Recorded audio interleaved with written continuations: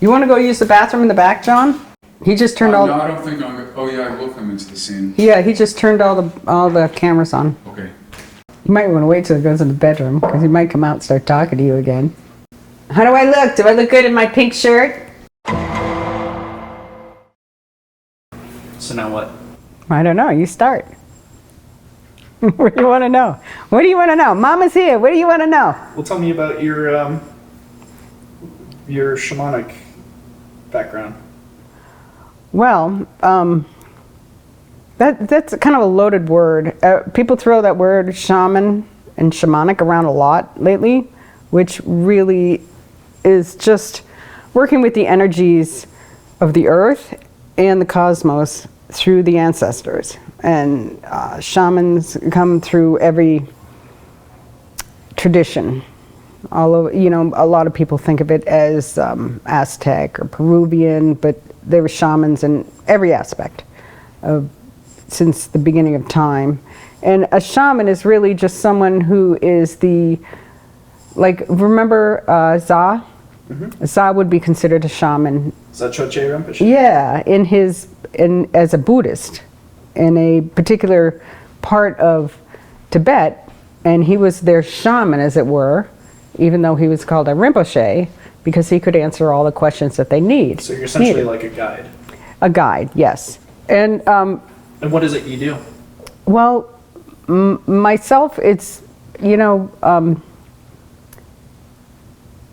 it's just help people who have questions about themselves, and you work as a mirror. You don't even do much. They do the work. That's what you've told me. Yeah, you don't do anything. You just hold the space. Yeah, you're a mirror. And they come in, people will come in, or clients, or however you want to put it, or whether you're working with a group or just an individual, and they come in with an issue or an idea in their mind that they want to work on. And not necessarily something, when they come in, the initial issue may not be the issue that they want to work on. So you go through discovery. So you have conversation, and in conversation you find out what the issue really is.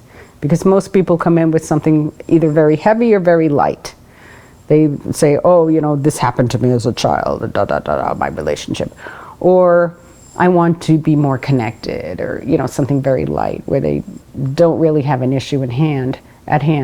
And then you have conversations, and you unlock doors. So as you're working through the conversation and these doors unlock, most people will repeat a word over and over. I find this to be true.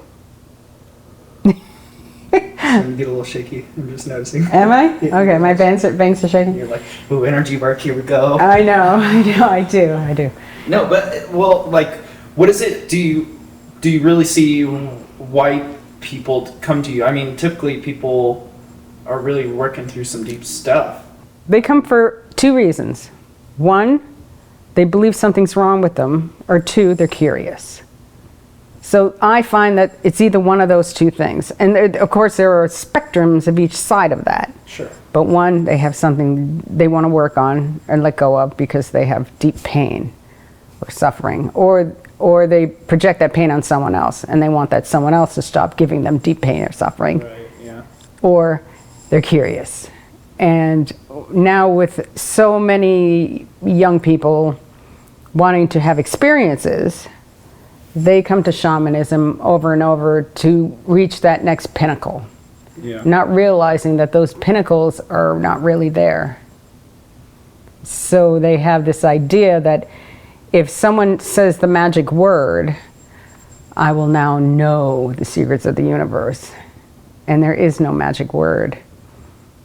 So when you work with people, you have to understand what category they fit in. And I don't want to be too simplistic. Right, yeah, you're just kind of boiling this down into a short conversation. And a short conversation, right. Exactly. Yeah. And in a digestible way as well. Right. What do you find most people in spirituality are trying to achieve? Most people want to have knowledge. They want to have the secret, and they want to have wisdom. So it started years ago with the secret. This is the secret. If you do this, you will get this in life. Oh, I want to know what the secret is. They want to know. They want to know something that no one else knows. So everybody is rushing to the front of the line.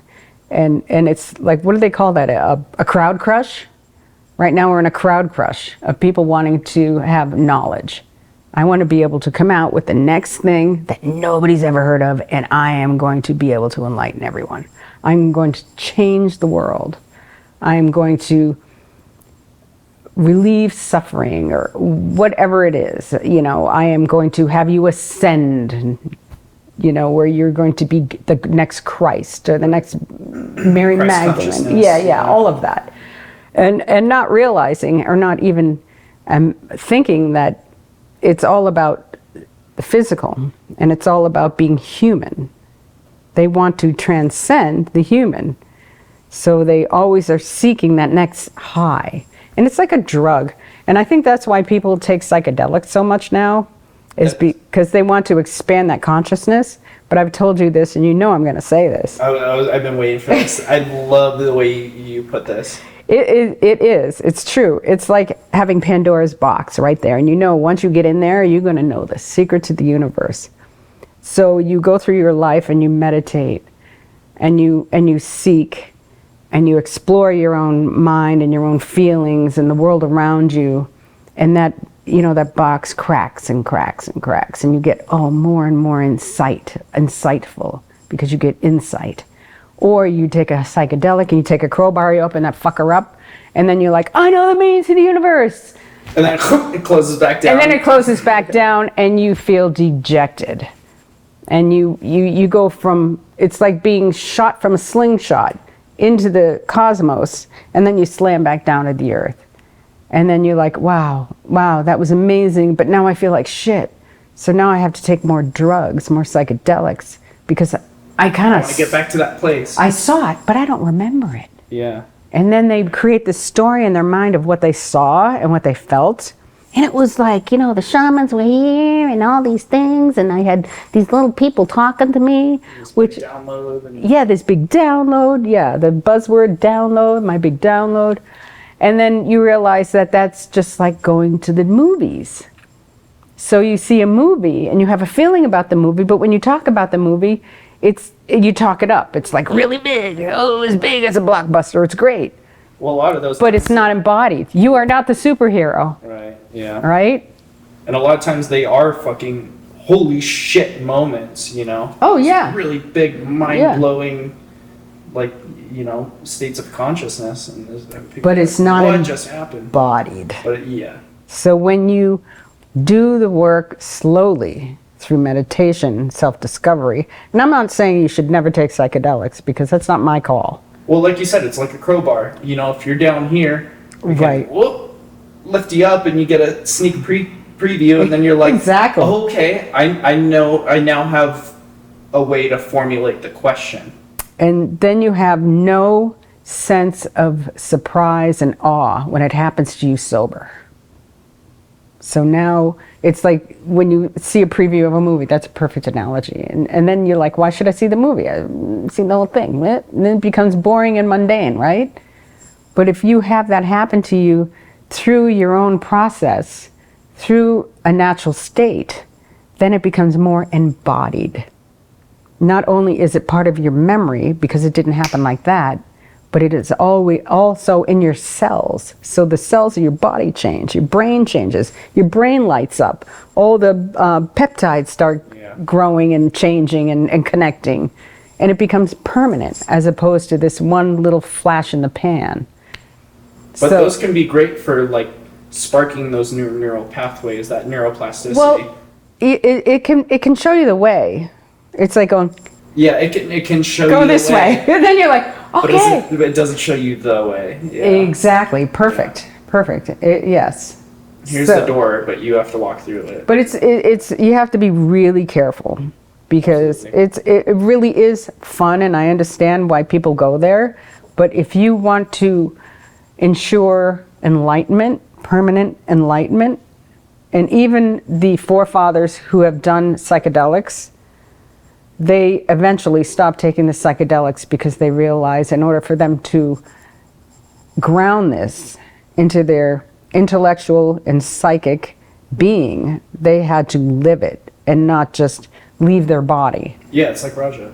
Yes. He's a perfect example. Yes. Yeah. And now he's trying to bridge the two. Yes. And you know that point actually is brings me to the work you do, because your holotropic breath work is a DMT release, so it's a bit of a crowbar, but it's still in a natural state.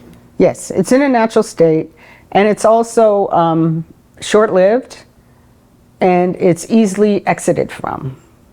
So when you do breath work, you can stop breathing, open your eyes, take your mask off, sit up, and you're back to reality. Even if you feel a little shaken, you're back to reality. It's not 8 hours hanging on to your fucking oh shit bars and Exactly. put on your seatbelt, you're in for a ride. Yeah. And yeah, it's, you have more control. And also, there's a lot more safety measures with breath work. What have you found that people gain from that experience? Well, you know, I can only speak from my experience, because from my own personal breath work, because everyone's experience is different.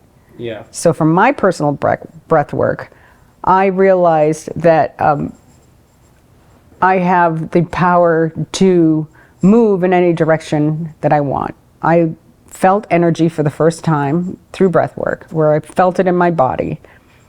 And I was like, wow, this is real intangible, because I am not high, so I can hold on to it, and I have a memory of it, and it's tangible because I felt it. So I have all those senses, you know, those 5 senses we talked about, which embodied in me. So after that initial realization in my breath work, it transmuted into my practice and my life.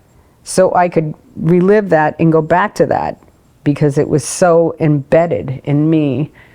And I guess maybe my frontal cortex, I don't know. I don't know enough about the brain to know where those memories stay, as opposed to the ones that are just like, Right. you know, Disneyland. And if I know, you notice I do this, where it exits.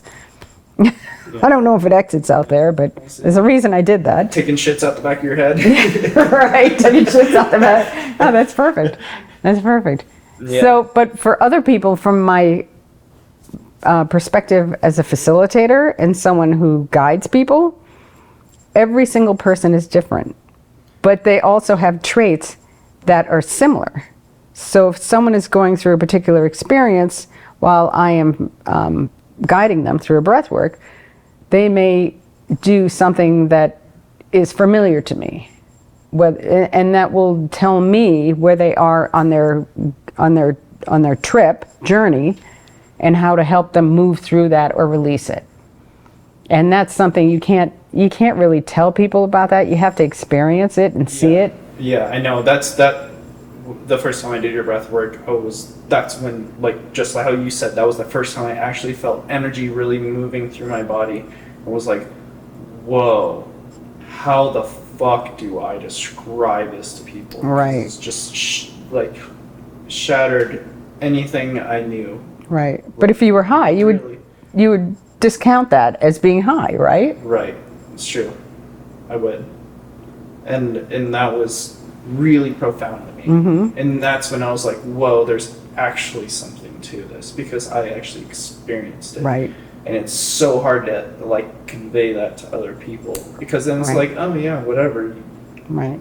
Because you Felt embodied weird. it. Yeah, you embodied it. Yeah, but whoa. Because it's changed. It's not a Yeah. fantasy.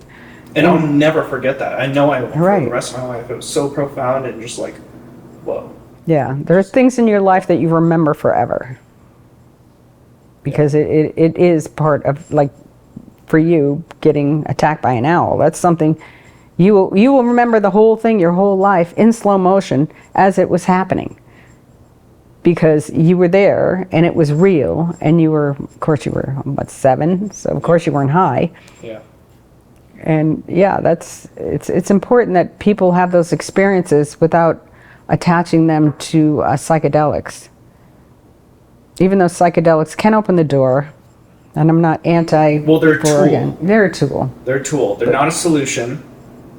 Yeah, they're a possible step, I would say, or Possibly. I don't know, I guess Not for everybody. Again, it's a tool. Yeah, some people lose their head, so you have to be careful. That's true, and everybody's different. Right. So you can't say one size fits all. Right. That's not everybody should do psychedelics. no. That's for fucking sure. Yeah, that's for sure. There's plenty of circumstances to prove. Right. Yeah. Well, I guess, what has been your big takeaway from doing energy work? Wow. My big takeaway, I don't know. I still feel like a baby. I don't know if I have takeaways yet, other than the fact that the first time I experienced it for myself, it was so palpable, like I could feel it in my body, and I was very skeptical. It was an actual physical experience. It was a physical experience, and I was very skeptical. I went with someone, and I was a guest, so I wasn't in the program. I didn't know the program. I just came along because, wow, this is curious, Sure. And to have that feeling and that visceral feeling in my body was just like, wow, there's something here. Yeah, that's so then, exactly how I felt. And that's how it started, because then you're like, okay, now I know a question to ask. Yeah. So where does this come from? So now, where do we find that? Yeah. So as the questions get answered, the scope of understanding gets wider and wider and wider and wider. And you spoke in our last talk about, I just got back from Egypt. Egypt was always here, I never wanted to go there because it's hard to travel to countries where I can't eat and drink the water because I'm sensitive that way. But I just said, yeah, I'm gonna go. And I just had a meeting with my group and I said, I feel like I bought the red car. You go through life and you drive a white car because most of the cars on the lot are white. I'm gonna drive a white car because it doesn't stand out, right? Mundane. Well, not even mundane, it's normal. Oh, okay. So, yeah, I'm normal, I like normal. But when I went to Egypt, it was just like, everything that I've ever learned came together in such a way that to see how story and myth are connected, that was the missing piece. And there may be more, but for me right now, that was a missing piece. And I felt like I bought the red car. Like I came out. Yeah, I mean, there's a lot of that in spirituality with it's storytelling and stuff. It's same thing with religion. And I think my perception has been the deities attached to the chakras. It's just personifying that energy source. Right. Like we're going to personify the root chakra with, Ganesha. Right. And so on. Or Kali. Or Kali and right. Lakshmi and all that stuff. It's just personification of, and that was that was what people did for entertainment back in the day. And it was an easy way to pass knowledge is you tell stories. Exactly. And that's what has been I'm trying to navigate my way through all of that kind of storytelling and whatnot. Right, and once you connect all those dots and you realize that they had, because of the time.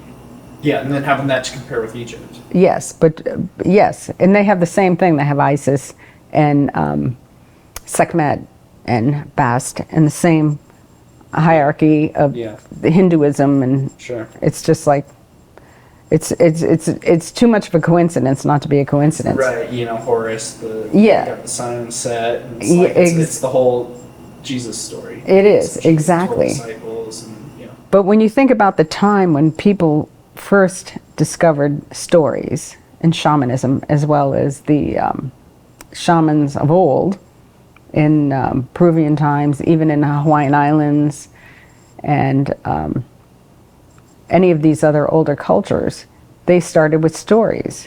And it's, looking at constellations and moving and watching the moving of the stars and how the earth worked, not even knowing the earth was round.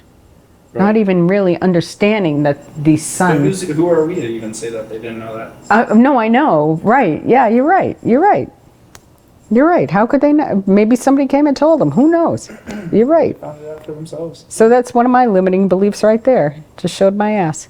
So, So anyway, That's why I love these conversations, you know? yeah. You don't realize what your limiting beliefs are until you speak them yourselves, and you're like, wow, did that come out of my mouth? Yeah, we really challenge each other. Yeah, we challenge each other. And that's one thing I really loved with you was like you really got me to like don't believe the bullshit. Like, or even I would tell you not stuff. even You'd your be own like, bullshit. Oh, that's bullshit. Not even your own bullshit. Yeah, but like you really gave me a lot of discernment. Yes. And I really appreciate that. Yeah. Because you've always been so grounded. Because you explore these things for sure. Yeah. But you are like, you better be able to fucking prove it to me. You know what I mean? Exactly. Yeah. Exactly. Yeah. And sometimes I like theories. Some things can't be proved. Yeah, and likewise, I love that stuff. I love exploring the unknown. Like, what a bore it would be if we knew everything. Exactly. You know, I mean, exactly. What would be the point of having this conversation? Exactly.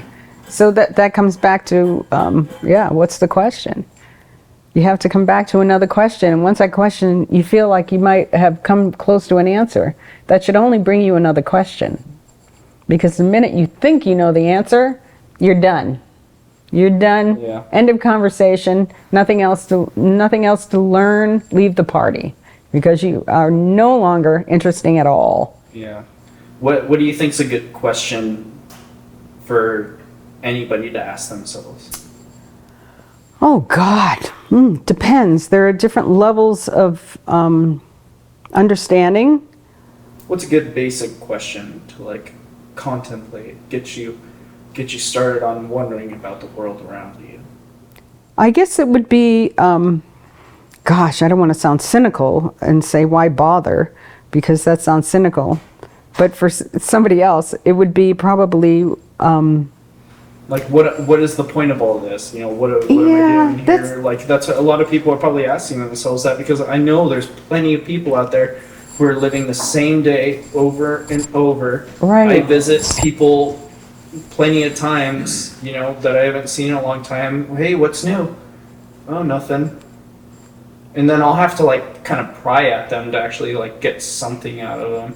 But you know, people typically are living in the same cycle. Like Joe Dispenza said, people have an average of like 90,000 thoughts a day, and 90% of them are the same as the day before. Right. And that's, like you said, digging that trench and walking in the same pattern, walking that same line, and digging the trench, and that's literally neural pathways in their head getting more and more solidified. What would be like a great question for people to like kind of snap out of that mundane and start? That they should ask themselves would be, where do I come from? Where do I come from? Where do I come from? And you can start with your parents, then your grandparents, and then go to cultures. And boy, wouldn't that open up the scope of awareness of who you are? Imagine if you were a person who happened to be prejudiced or That's a big question. and then you find out that your great-grandmother was of a descent of someone that you racist towards? A racist towards? Yeah. Wouldn't that change the way you think? So I think that would be the question I would ask is, who am I?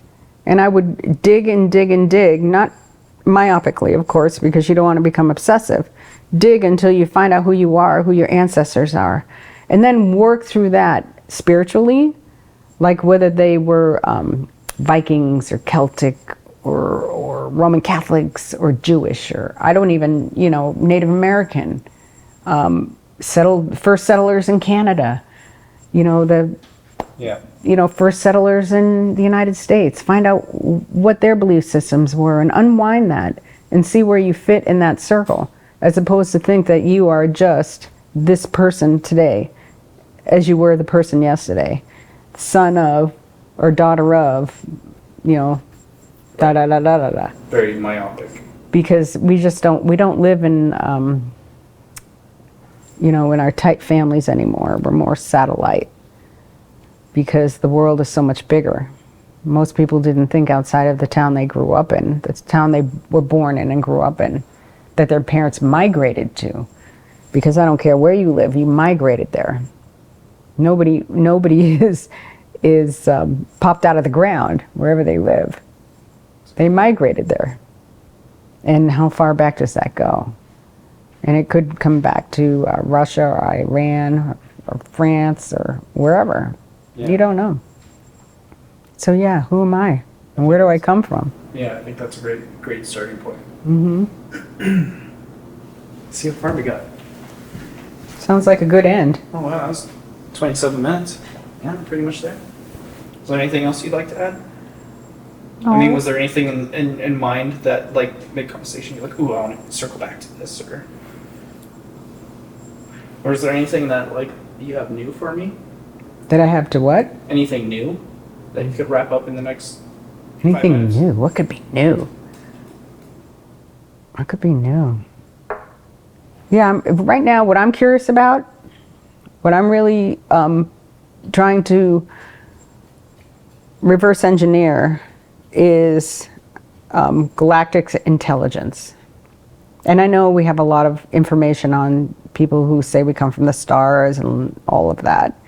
And fundamentally, it sounds true to me, but I really need to work on that and find connections so that my absolutes become I know that's a hard thing to become universal, but at least I can ground my absolutes in something that feels right to me. Because ultimately, when you decide to stretch your imagination that far, you do have to take pretty great leaps of faith, and you have to decide if you're just being fooling yourself, or if you think that's based in something that feels true.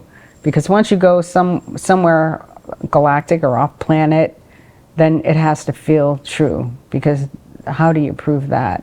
Right. Until they actually land a spaceship right here in my backyard in Sedona, which could happen. And they go, oh, hey, by the way, you're all fucking wrong. Right, yeah, you just don't know. So that's what I'm interested in right now is the next level, because now that I have an understanding of how all those stories tie together and how easy it is to let go of religious dogma. Although I think that if you're part of a religion and it makes you feel good, you should do it. I don't poo-poo any of that because, I mean, pick a path and love it. But if you choose to expand your horizons and look over the fence, well, you find that there's so much more to know and learn. Yeah. But you have to feel comfortable going that high. For sure. Because, you know, as time goes on, the fence is getting more beat up. Yeah, and you know, the unknown is uncomfortable. Yes, it is uncomfortable because it's easy to stay with what you know. It's like getting the same haircut every year. Or wearing, you know, you only wear this outfit and you don't wear color. You know, it makes you feel comfortable if you look a certain way. Yeah. And if you decide to wash off your makeup and take off your fake nails and then all of a sudden you think you're ugly, oh my God, then you've always been ugly. Because that's who you are, right? If nails and makeup can make you beautiful, well, wow, we need to talk about something. That's a whole nother show. Yeah. Right? Yeah. It's a good point, though. Mm-hmm. Anything else you want to ask me? Again, your age and your weight. Again? Fuck you. No, that was awesome, Mama. Okay, honey, we're done. Appreciate you. I appreciate you. Huzzah. Appreciate you. Woo! We did it. Let's see what happens. See what people think.